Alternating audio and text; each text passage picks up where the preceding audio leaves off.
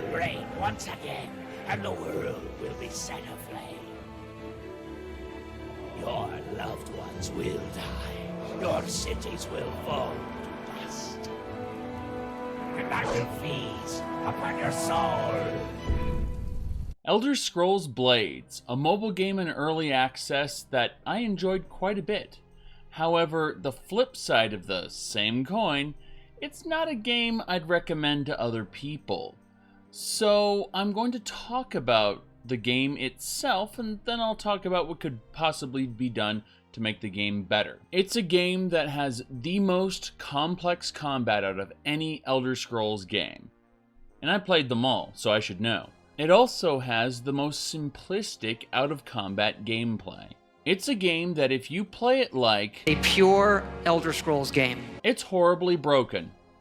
And fixing it wouldn't be hard at all. But there are reasons it's broken. It's intentionally broken, you see. So let's talk about what Elder Scrolls Blades is first, before we talk about what Elder Scrolls Blades could be. Elder Scrolls Blades is a game designed for mobile devices, where you travel through dungeons, fighting enemies, and acquiring loot to rebuild your hometown. Story-wise, you've returned to your hometown for the first time in years, right after the White Gold Concordat was signed in the Fourth Era. Your order, the Order of the Blades, has been disbanded, and you're sent home. When you arrive home, the town is on fire, and mercenaries of the Bloodfall Queen seem to have done it.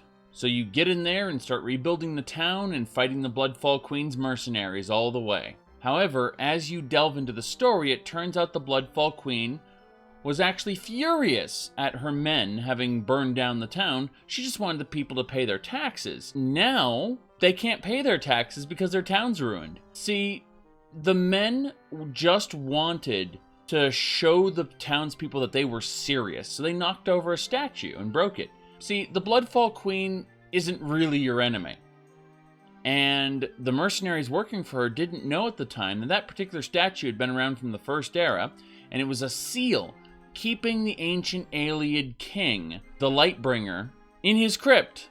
So as the Lich King arose from his crypt, the town was burned by his flames. So now in Ayleid ruins, the zombie or ghoul-like enemies known as wights begin rising from their tombs. Now, to preemptively answer a couple questions, yes, wights have a basis in real-life mythology. Yes, wights have a basis in Elder Scrolls lore. Yes, they sound like White Walkers from Game of Thrones, but that's because Game of Thrones isn't original at all and, again, pulls from the real-life mythology. And finally, for the last question, yes, it's just an excuse for the developers to use modified Draugr assets from Skyrim. As you'll find, Elder Scrolls Blades is kind of the Fallout 76 of the Elder Scrolls. That is to say, most of it appears to have been derived from Skyrim assets. And I say appears to, because even if it's not,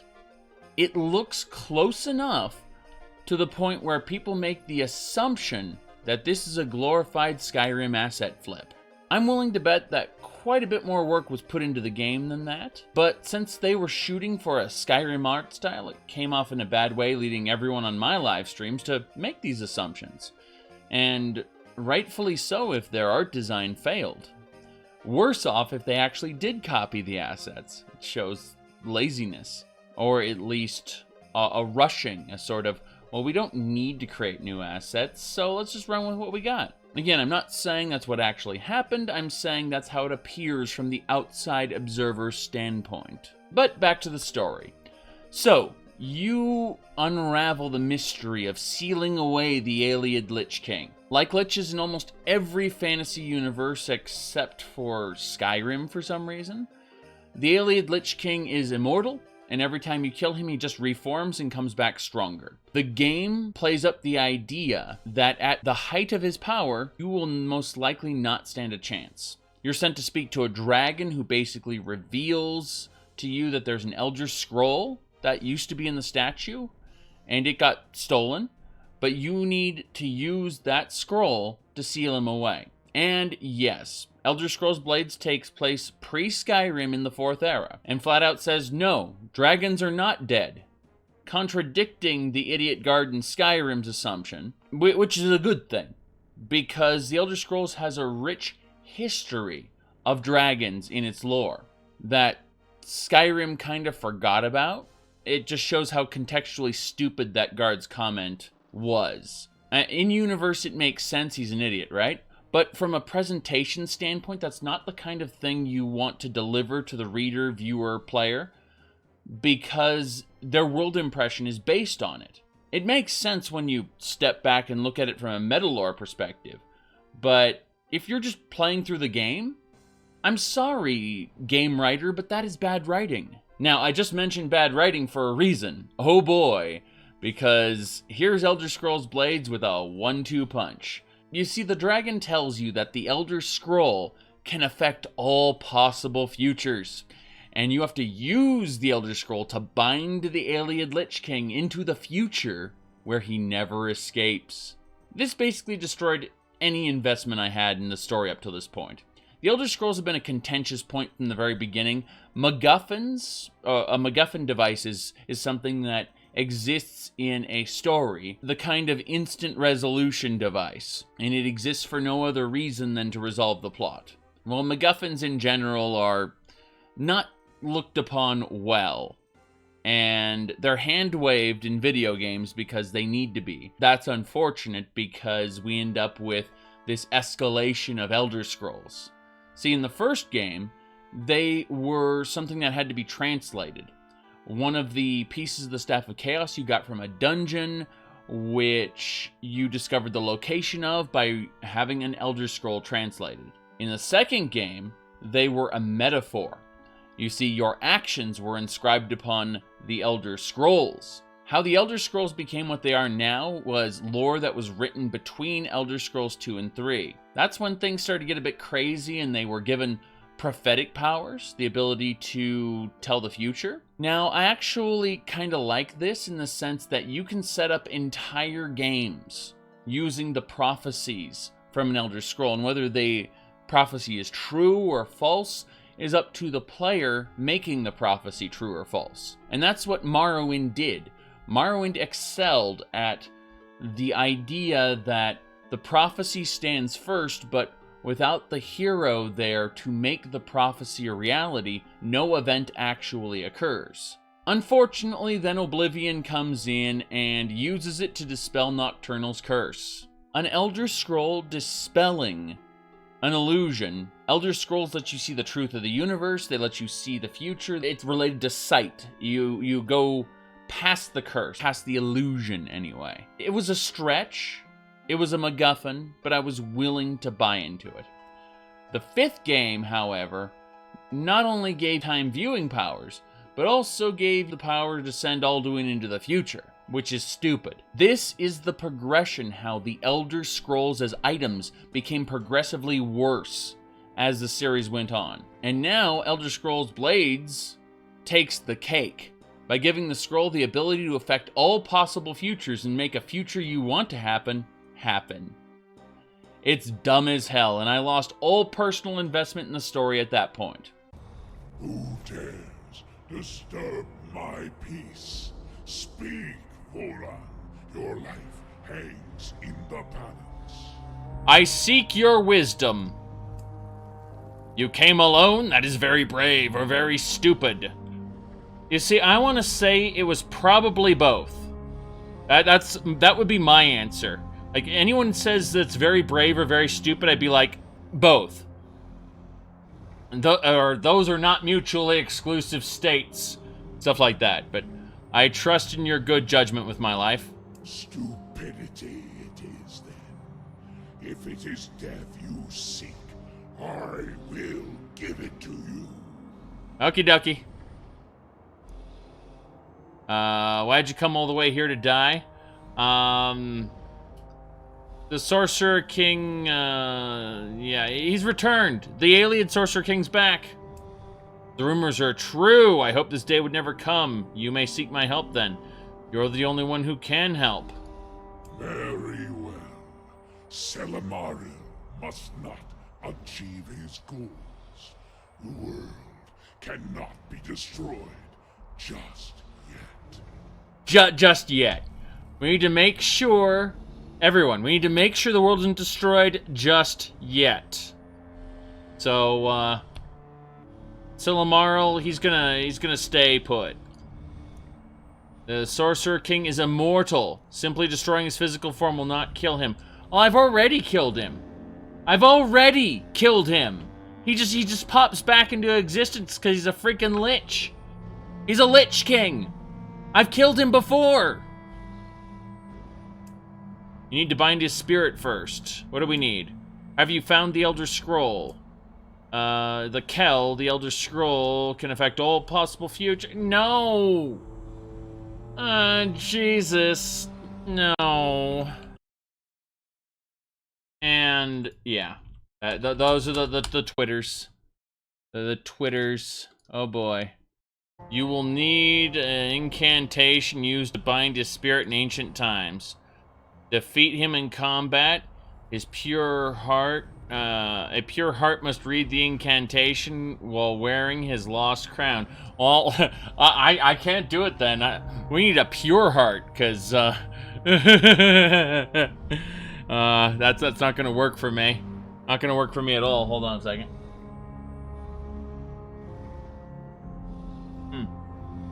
Yeah, we're gonna have to give this to the babyborn, who's a pure heart. So, should not be too hard for you. Thank you for your help, great dragon. Do not thank me now. Prove yourself worthy by facing the king. It doesn't have to be... Not if I kill you for... Oh, it doesn't have to be this way. There's no evading your duty, Blade. Me? A blade? Is it that obvious? Is it really that... I did not survive this long without knowing a blade when I see one. I don't care. This is unfair. Oh, very well. I'll fight you. I knew you were a woman of honor. Damn right I am. Alright, let's go. Oh, boy. No! No! The fire, it hurts. It hurts. The fire, it hurts.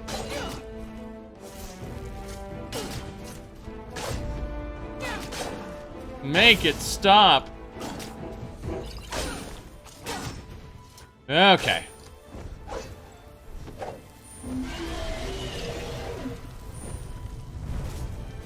Power attack. Did not work. Did nothing.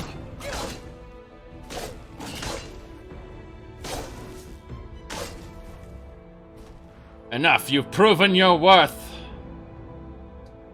I drank like 3 potions and a stamina potion.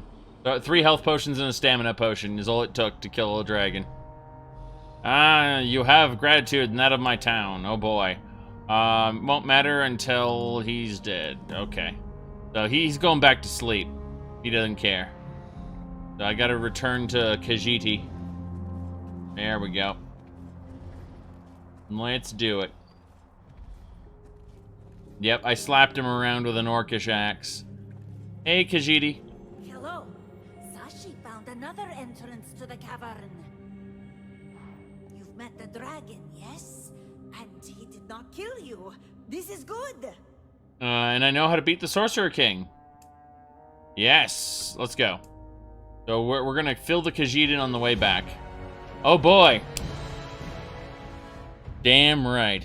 I am a woman of honor, apparently. But the important thing is we got an Elder Chest. These things take 12 hours to open. Around the same time, you're doing side quests dealing with the Thalmor, Necromancers, and other small skill threats. It's just the normal day in Cyrodiil, not all that interesting. So even though I didn't care about the story at all at this point, I was already committed to making this video, so I said screw it, and I continued with the game. Around this time, oddly enough, the game became extra grindy, not just because I lost motivation to do the story. The EXP rate slowed down, and the quests started becoming more challenging. Enemies would combo abilities like Poison and Thunderstorm to instantly end a fight if you didn't have the right precautions taken. And this went on for about 10 game levels. Until there's an interlude where you begin to form a positive relationship with the Bloodfall Queen. She moves her court into town, the royal family politics start to become a thing with her outcast father who is disowned by the former king. It's all very one-dimensional, but as side quests, they really go to selling the area as more than just going on in the world than the main quest. However, eventually I got all the items to deal with the Alien Lich King. You can tell they wanted to make this really dramatic because they talk about how the Lich King is bringing an army of undead on the horizon and they could attack the town at any moment. So I start the quest to kill him, and it's a one-on-one fight in an arena. We need to bind the Alien Lich King away forever. Let's do it. Thanks, Rinslayer. You cannot stop me, warrior. I will reign once again, and the world will be set aflame. Your loved ones will die. Your cities will fall to dust. And I will feast upon your soul. Wait a second, where was that army of yours again? That the one that's going to overrun the town? No, we'll just fight you one-on-one. Who cares? Right. Yep.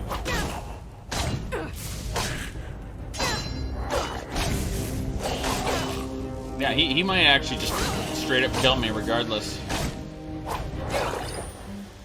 Yep. Look at that damage. I mean, talk about attack its weak point for massive damage.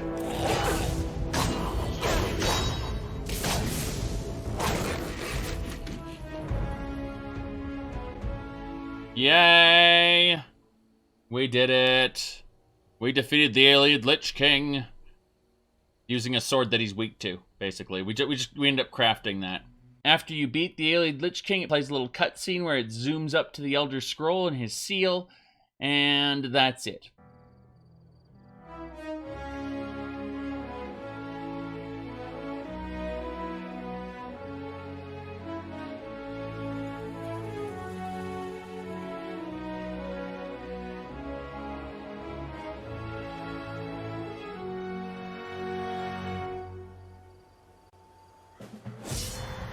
A few side quests open up, and a few other things that deal with Cyrodiil politics, but by then you have access to glass or ebony weapons, and only Daedric to work toward at that point, with artifacts kind of on the horizon. But for the most part, the ending was just a silly cutscene showing the Elder Scroll in the newly rebuilt statue, keeping in mind it looks really cool as long as you don't think about it too hard.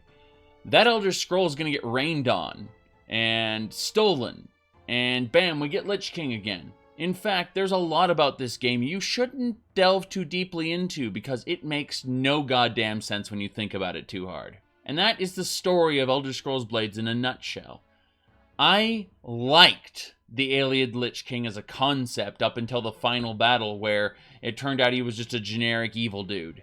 I liked most of the side quests. They were entertaining. However, the dragon and his Elder Scroll mumbo-jumbo ruined it for me. And that's unfortunate because the dragon as a character wasn't bad, nor was the concept of dragons being around not too far away from what the lore had already established. So that's it for the story. Now let's move on to the gameplay. As far as the gameplay goes, I mentioned this before, but it has the most complex combat out of any Elder Scrolls game. Not that the Elder Scrolls are particularly known for complex combat or anything. However, in Blades, timing is important. Using your abilities to counter other abilities. The stat spreads are smaller but have more impact. Different gear tiers and enchantments are going to make or break your ability to do missions. And most importantly, again, the timing of your attacks will determine whether or not you're able to do damage against enemies. If you hit an enemy's block, it's going to get the enemy a free hit. Likewise, if you do a timed block at just the right instant, you're going to get a free hit on the enemy. You know, the things different Skyrim mods do? Well, Elder Scrolls Blades has integrated those concepts into its core combat. Now, as far as your ability to do missions go, missions themselves have a score of 1 to 5 skulls, whereas a 5 skull can very often be done with skill and luck, you can still get one-shotted by particular enemies if you aren't paying attention to what you're doing, not blocking right. I find that in the final act of the main quest, right before killing the alien Lich King, you are put up against many 5-skull quests in order to slow down the game, if you hadn't power-leveled through side jobs in the first place. Now, I technically played Elder Scrolls Blades twice. I did one run when it was initially released. I borrowed someone's beta copy. And then I did another run on my device, more recently, right before the Halloween event hit. The thing that comes up most when I'm talking about the game is its monetization. Todd Howard called Elder Scrolls Blades a pure Elder Scrolls game. Either that is a lie, a blatant lie, or it's someone who doesn't see the Elder Scrolls as anything more than running in with a two-handed axe and chopping things up. We'll have a discussion on how Todd Howard sees the Elder Scrolls in another video, but really the important thing to talk about is the way the Elder Scrolls Blades was monetized, and is monetized now. The Elder Scrolls Blades has enemies that only rarely drop gear. And for the most part, it's trash gear that you break down for materials. For the vast majority of the game, all loot drops will be in the form of chests that go into a chest inventory. You have a limited chest inventory that can be expanded using gems, the premium currency of the game. A single gem can be dropped by an enemy at an extremely low drop rate. So you can kill dozens of enemies and only get maybe one gem. For the most part, you're going to obtain 3 to 6 gems as a drop from, say, every 4 to 6 chests on average. That's one chest, and out of every 4 to 6, you'll get 3 to 6 gems.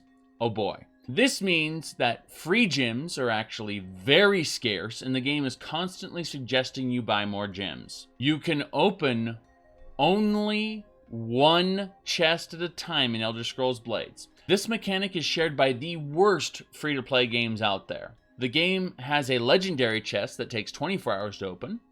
Elder chests take 12 hours. Golden chests take 6 hours. And silver chests take 1 hour. As well as wooden chests that take 5 seconds. Now, there's a reason that wooden chests take 5 seconds. When attempting to open any chest, your open button, upon pressing the open button, will now change to an open now button, which when pressed again, will consume gems in order to open it now. Now, if a gem cost is less than 10, it will open up the chest without confirmation. Open now on a 5-second chest costs 1 gem. They're targeting impatient people, even children, who will double tap the chest accidentally and spend a gem to skip the 4 seconds that's left between taps. Now, you can easily accumulate 10 plus wooden chests in a short span of time playing the game. And the game counts on that in order to subject you to back-to-back 5-second wait timers. Wooden chests usually only contain a couple pieces of building material, some low-grade gear item, and usually either potions or alchemy ingredients. A ton of wooden chests could accumulate a decent number of crafting materials to get stuff done, but they tended to be lower grade and therefore useless. But let's talk about the next chest, silver. On release, they had a timer of 3 hours each to provide a slightly better reward from a wooden chest. If you decided to play this game like a pure Elder Scrolls game, then your inventory was going to be flooded early game with these, to the point where you could no longer obtain other rewards. Within a single day of playing, I was told my chest inventory was full and I earned no further rewards from doing missions. That's the pure Elder Scrolls game that Blades was released as. Thankfully, there is a decent game underneath that horrible monetization, and in my second playthrough, they reduced the timers down to 1 hour. I found that if I spent all the gems I acquired on only, and I mean only, expanding my chest inventory, I could keep ahead of the chest pileup, just barely. And it took about 38 to 44 hours, somewhere in that range, in order to actually fill up my chest inventory. The paywall was a respectable playtime for a modern video game. And to think, All they had to do was change a single timer from 3 hours to 1 hour. Now, toward the end of your playthrough, gold chests will pile up, and you'll get the distinct impression they do not want you to keep playing this game nonstop like a pure Elder Scrolls game. It's clear that this was a quality dungeon crawler that then had freemium microtransactions piled on top of it. And when you look at the job recs that were opened up by Bethesda Game Studios right before they started working on this game, it becomes very clear looking at the timetable. They hired on a freemium microtransaction person dedicated to build this system just like all other mobile games are built, at least in their eyes, because mobile games actually have a nice variety of systems. Some are good, some are bad, and some are blades which are bad, but on the border of almost being okay. Not completely in the gutter bad. And I'll get into that in a second, but my point is that the system was designed to tighten the screws over time and convince you to pay out as you hit your chest cap and have to wait. For people who are very casual with their game, they aren't playing it like a pure Elder Scrolls game, where you sit down and you will play for several hours at a time, multiple days in a row. For people who don't do that, they're going to find this game completely fine on the monetization standpoint. No issues. Very, very casual play is rewarded. Playing it like a pure Elder Scrolls game, not worth it. Now don't get me wrong, I'm no stranger to paying for things in a free-to-play game. $4 or $5 on this game, $4 or $5 on that game. When I've enjoyed hundreds of hours of gameplay in a game, it's only right that you spend a couple bucks. However, Elder Scrolls Blades feels predatory by its progression gating and timers being the way they are. In well-monetized free-to-play games, you can continue to enjoy the game as much as you want while your timers are going on. Some level of progression is still occurring, regardless. Elder Scrolls Blades is not a well-monetized game. And from the perspective of a pure Elder Scrolls game, we can see that Todd Howard is either a liar, or he sees a pure Elder Scrolls game's essence as something very different from the common player who enjoys those games. Again, we'll probably dig into that in a future video. Now, Elder Scrolls Blades, despite being badly monetized, isn't the worst mobile monetization there is. There are far worse games.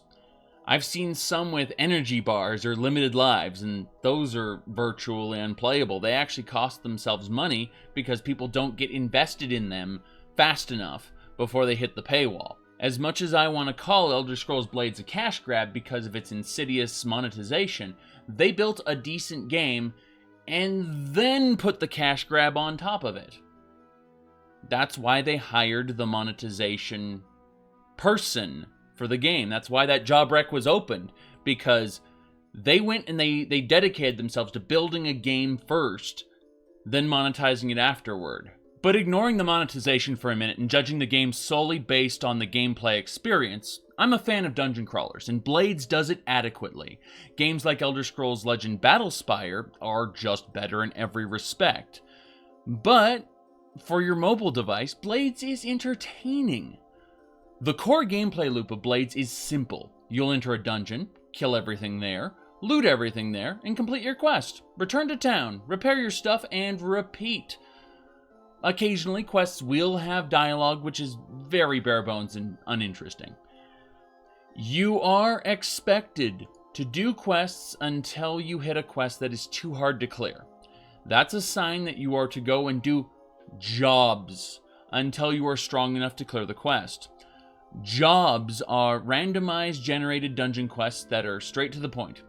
Gather 6 of an herb, kill 6 goblins, so on. Jobs are endless dungeon crawls. In other words, there are an infinite number of jobs to do, and as you go through your job board, more will appear to take their place. They will reward your character with chests that you will have to open later. I've found that in-mission generated NPCs are horribly generated, with overtly mismatching beard and hair colors that come off as silly. It almost feels like an element of the game was rushed, and it shows. What also appears rushed is the endurance mode, which acts like quite a bit. So there's an NPC in Blades that allows you to change your race and gender. His name is actually an anagram for Lord Sheogorath. His eyes and voice are pretty spot on too. They just wanted him to be Sheogorath without being Sheogorath. This NPC gives you access to the Abyss. The Abyss is a Daedric realm that goes on forever. Most dungeons in Elder Scrolls Blades are a linear path with one or two tiny little side paths that contain nothing except a little treasure chest or an extra fight, nothing special. But the Abyss streamlines that even more, to the point where it's not just a single path. You can tell that it's rushed because the modules don't quite sync up. You'll get caves that connect to forts, connect to alien ruins, and rather than connecting properly, they're like visible gaps in the world, areas where you can look down and see the endless void because the world isn't seamlessly connected. What do you mean behind me? Oh boy, a world seam, everybody. A world seam.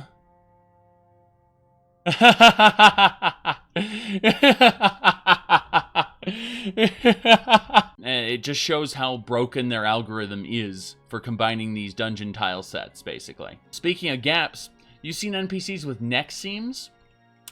Yes, they are missing chunks of their necks, which are relocating those chunks of the necks, pieces of their shirts. It's really weird to see like chunks of flesh on their shirts. I want. Mr. Neck Seam, are you an abomination? Are you a freak of nature? Patience. Yes. So, yes, Mr. Neck Seam is a freak of nature. He's an abomination. You can see, look at the skin on his back. Part of his shirt, his tunic. It's fair to say that Elder Scrolls Blades is a rushed mess of a game that deserves its early access title. It's incomplete, and it shows. Now, the game does try to go back and do what Arena and Daggerfall did with randomly generated content, and shows you just how you can utterly fail at the art of doing it with modern technology. For someone unfamiliar with how procedural dungeon generation is supposed to work in games like this, you have a series of tiles. These tiles are linked together by an algorithm. Rather than being truly random, they are put together with some kind of logic that makes you think you're in a handcrafted dungeon, when in reality the algorithm just generated these areas on the fly for you to experience. Minecraft is an example of when things are done more on the random side, with less tight controls. It can be messy, or badly generated, or perfectly generated. It's all up to chance. You'll find a more consistent, more tightly controlled set of modules in Elder Scrolls Blades, but sadly, they took this to the extreme, and what Blades has gone for, sadly, are these environments that feel samey and bland as you experience them. When you've been through the same cave chamber 50 times and see the exact same dragon skeleton in the exact same place, it really impresses upon you how artificial this world is. Contrast that to games like Elder Scrolls 2 Daggerfall or Warframe, which will reliably give you the same prefab tiles, but then in every tile, they will randomize the contents of that tile. That's what Elder Scrolls Blades needed to do, and didn't. And as a result, the 50th time you pass that dragon skeleton, you're rolling your eyes like, it's the same room again. Even if the same room were presented the same as far as level design, the contents could have changed. They went too far on the handcrafted side with Blades, and it shows, and it's bad for it. Even when you go to those areas in Daggerfall, and you see the same log in the same place, in the same hallway type for the 50th time, you know that number one, there are 7 or 8 other hallway types, and you may never see this one in a particular dungeon. That's number one. Number two, you give it a pass because it's old. Blades was made with modern technology, which means it was up to the developers, not due to technical limitations, but rather due to the limitations of their own design direction. They made this simple. Too simple. So let's talk about what we could do to make Elder Scrolls Blades good. Or better. Much, much, much better. Obviously, adding several levels of randomization from what there is right now would be a good start. The game doesn't need to be bigger in terms of its data files. In fact, it could potentially be smaller. That's the funny part. Instead of designing these levels specifically with a dragon skeleton in them, for instance, you can have the same shaped rooms, but roll the dice when the dungeon is generated. Is it going to be generated with a dragon skeleton? Or is it going to be generated empty? Or is it going to be generated with a pile of leaves?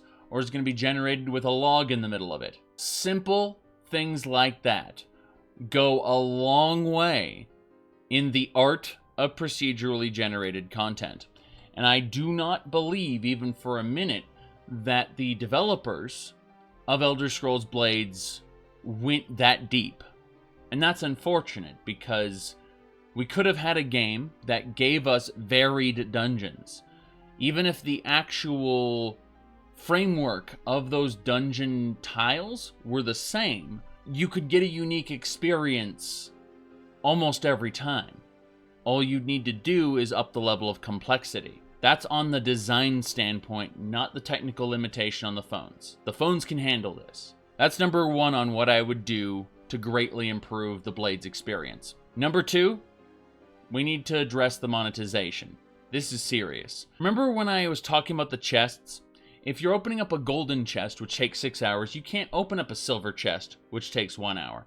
If you're opening up a silver chest that takes 1 hour, you can't open up wooden chests that take 5 seconds. This is all a system in order to push gem sales, because you'll hit your chest inventory, be capped out, and not be able to enjoy the game anymore. And that's what they're hoping on, is if you play it like A pure Elder Scrolls game. you're going to hit this wall. The reason that people who play the game casually don't care is because that's the way the game is designed. If you're playing it casually, you probably aren't going to spend money on it. If you're playing it dedicated and it's taking up a good chunk of your time, you're predisposed to spending money on it. So if you're predisposed to spending money, they're going to try to give you that extra push the rest of the way through the monetization door. So my suggestions are as follows. I think that loot boxes are obviously abhorrent, but if we're going to run with them, assuming the loot box system is set in stone and cannot be changed, let's go ahead and remove the chest inventory limit, and let's allow players to open one chest of each category at a time. Wooden chests immediately, silver chest one every hour, golden chests once every 6 hours. You can even increase the resource costs on everything to account for the fact that you need to open more chests. I'm fine with that. I'm fine with higher level stuff costing a ridiculous amount of ebony, provided I can get ebony at a decent rate. Like, just scale up your economy, but don't put this this limit where waiting is what you do. If you have multiple legendary chests and you are waiting 24 hours for each chest and you can't open your wooden chests, well, you can't play this like a pure Elder Scrolls game. Pure Elder Scrolls game anymore. You have to put down the game or you have to pay. And that's terrible. There might be other mobile games that work that way, but it is still terrible. So that's pretty much how I would address the monetization. People immediately say, well, if we can't charge them for chests like that, how do we get money? And that's a very good question, because we recently gained access to Morrowind Multiplayer on cell phones. Now, the creators of OpenMW, the open-sourced Morrowind engine, have specifically said they will not develop for cell phones. This was an agreement they made with Bethesda because Bethesda was working on Blades, or at least planning to make Blades. Well, the internet did it anyway. They took that open-sourced OpenMW and they packed it up into an APK so that you can have OpenMW, the open-source Morrowind engine, on your phone. Then someone else came along and grabbed the Morrowind Multiplayer, which is, in my opinion, a better experience than Elder Scrolls Online, and they put it on the phone. So now you can play with your friends on the phone in Morrowind. So good news and bad news. The bad news is I'm not asking for true co-op in Elder Scrolls Blades. It would be cool, but it might be outside the scope of what they want to go for. No, I'm just asking for the ability to join someone else's town. Let me clarify this. You should be able to invite your friends to your town, the town that you're building. Also, we need custom skins for all of the major buildings. All of them, including the residences. Every single piece of the town needs to be customizable. Then you gate those customized cosmetic-only features behind the monetization. Also, create cosmetic slots for your characters so that you can equip a piece of gear or style, and that will overwrite what your actual armor is. And this is important because we are going to sell costumes as well. This is how you properly monetize an online video game. And yes, Elder Scrolls Blades is online. They aren't using the online features well, but if you disconnect, you get kicked to the title screen. So I'm thinking this is an online game and should be capitalizing on its online features. Give the ability to invite your friends to your town, give you the ability to cosmetically upgrade your town and make like the town you always wanted. Increase the number of lots available in the town. Create cosmetic slots. Open up the town and the area, like the Shire around it, and actually give players the access to expand the town outward. And that way players who visit the town can go check out all the really cool new stuff outside the town as well. What I'm saying is, ultimately, that the interaction between players is going to push the desire for cosmetics. And that desire for cosmetics is going to create revenue for the game. This is how you do a free-to-play game right. Make sure that your town actually has an arena, okay? Make it so that you can customize how the arena looks. And when you queue up for an online arena matches haven't been implemented into the game yet, by the way, but it could either choose your arena or the opponent's arena. And whichever arena you end up in, it will have all the cosmetics that you added to it. And the game would incentivize you to spruce up your arena or make it look like a Daedric pit or make it look like this divine temple. You could change the way the arena looks so that people would go ooh and ah at it, and they would see your character with whatever cosmetic styles you had. You would be pitted against other players, and once you finished fighting them, maybe it would have you be able to join their town, maybe not. And, they'd be able to send an invite or something, have a friends list. Point is, if it's going to be always online, take advantage of that, and at the very, very least, let them experience your town, and through that, the town building gains a purpose. The microtransactions attached to the town building gains a purpose. Now, if you want to go all out, then yes, I recommend you add full dungeon co-op.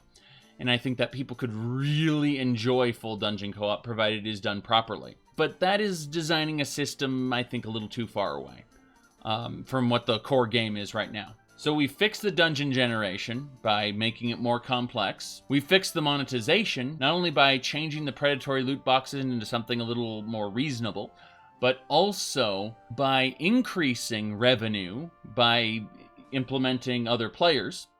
So what else is there to do?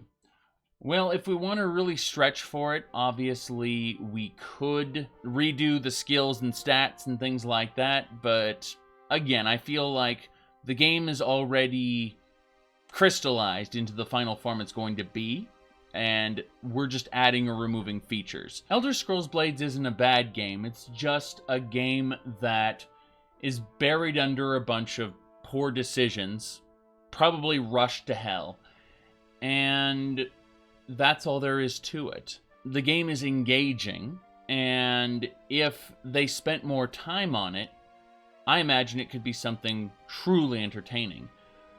The fact that it's always online and yet doesn't partake in multiplayer elements is baffling. It's obviously just a form of DRM and monetization structure that keeps it always online. But if you're going to go that far, bring other players into it. Maybe not into your solo dungeons. You know, maybe have special co-op dungeons. Maybe have special arenas.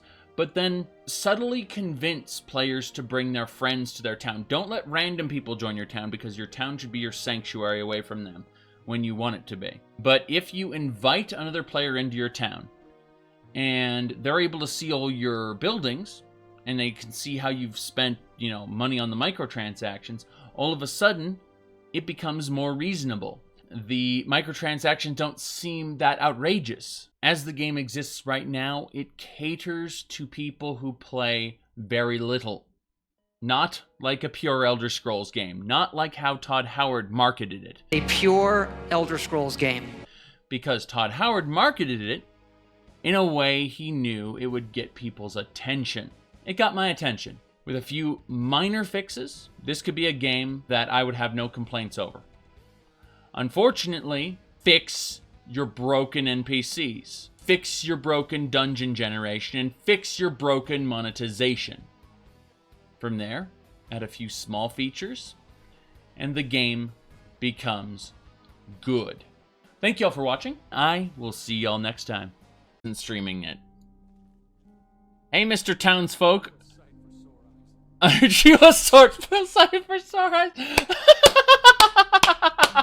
It is a pure Elder Scrolls game. I read on the internet that our games have had a few bugs. I did. I read it on the internet, so it's... Let's use some of those healing potions. Jeez, I just need to beat it up with melee, apparently. That ragdoll, though. That ragdoll is legit. That... Oh, God, look at that ragdoll! Those are some combos. I thought this was going to be a free fight. Mistakes were made. Oh! Mistakes have been made. Mistakes have been made. All right, let's rescue you.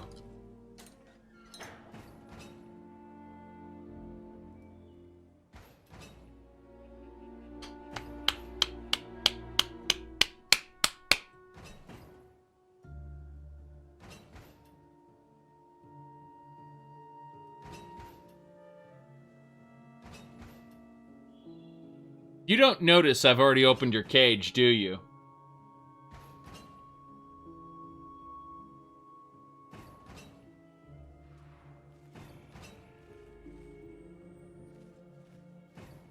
Hold on. There we go. Hold on.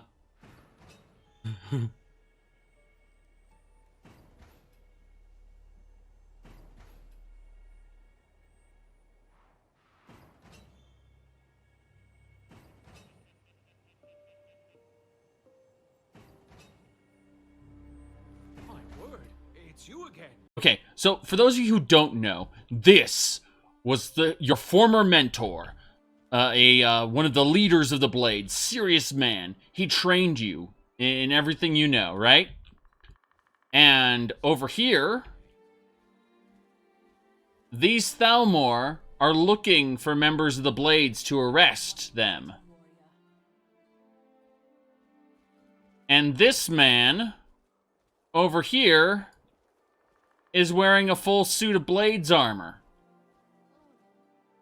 But the Thalmor up there don't know that he's right around the corner.